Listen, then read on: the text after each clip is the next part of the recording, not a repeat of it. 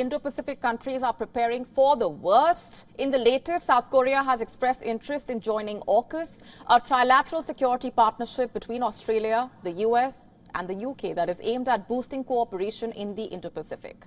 After Japan, Canada and New Zealand expressed interest in becoming a member, South Korea wants in. It is considering collaborating with AUKUS on military technology. On Wednesday, South Korea confirmed that talks are on with AUKUS members. After taking part in a 2+2 meeting in Australia, South Korean Defence Minister Shin Won-sik said, and I'm quoting, "Korea's defence, science and technology capabilities will contribute to the peace and stability of the development of AUKUS Pillar 2 and regional peace." Now, here's the thing. Neither South Korea, Japan or any other country interested in joining AUKUS will play a role in the original task of the grouping that was unveiled in 2021. And what was that task, you ask? It was the arming of Australia with nuclear power submarines.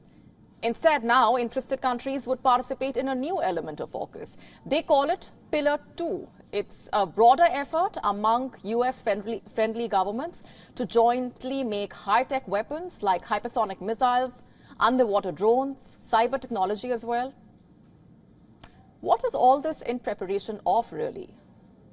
No points for guessing. It is in preparation of a large-scale combat in the Indo-Pacific.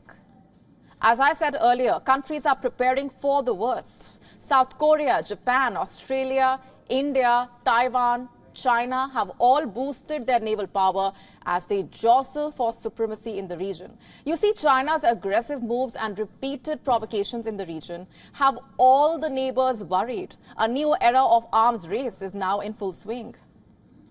Let's start with South Korea. Last year, Seoul developed and tested the world's first conventionally powered ballistic missile submarine. And now South Korea, one of the few countries in the world with this capability, the country is also developing its own supersonic long-range cruise missile. Seoul is not waiting for foreign purchases. It is relying heavily on its own high-tech industries. It's not the only country rearming. Japan has been quietly building up its armed forces as well as its military-industrial complex. In fact, it now builds some of the most advanced conventional submarines in the world.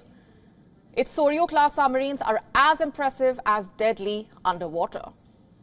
The country also recently unveiled its upgraded aircraft carrier. The JS Kaga can host up to 28 fighter jets. That too, F-35B stealth jets. The US will be sending 105 of these fifth-generation jets to Japan soon, and Japan is also buying long-range anti-ship missiles, which will give it an advantage in any future war fought in the Pacific. All things considered, it's a major shift for Japan. As far as its defense policy is concerned, Japan claims a set of uninhabited islands it calls Senkaku. So does China. They call these islands Diaoyu. Repeated overflights by Chinese military aircraft are matched by Japanese patrols, each trying to show the other that they are willing to fight for what is theirs. Even Russia, in fact, claims sovereignty over what Japan calls northern territories. Russia calls it Kuril Islands. Taken by the Soviet Union in the closing days of World War II, Russia has reinforced its military in the Kuril Islands. And now Japan is reinforcing its southern islands with troops and missile batteries in case China makes a move to invade Taiwan. With China looking primed to invade, Taiwan has also embarked on its own armaments program. Taipei plans to build a fleet of its own submarine and is doubling its capacity to build long-range missiles. There is a pattern here.